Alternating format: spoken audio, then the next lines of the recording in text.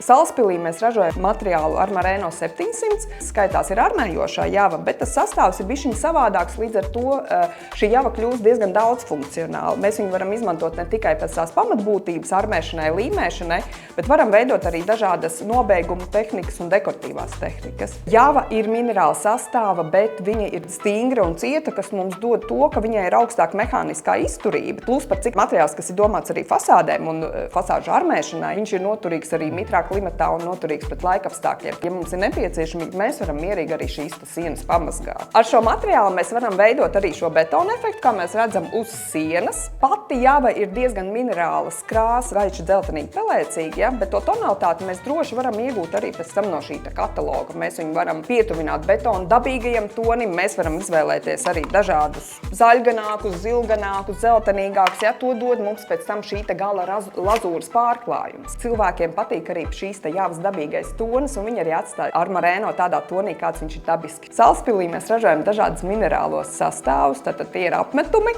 līmjavas, armējošās javas un špakteles, par ko mēs, protams, ļoti lepojamies, tāpēc, ka mēs radam arī kaut ko Latvijā un izmantojam vietējās izeivielas. Ieteikums profesionāļiem, tad, kad ir izlemts, ka mēs gribam savā interjerā betona optiku, izgatavot vismaz 3 paraugus ar dažādām šīm struktūrām. Dinamisku, robustāku struktūru, varētu arī bišķiņ mierīgāku, līdzenāku, tad klienti paraugu saskaņo jau savā objektā, kur viņš viņu lietos.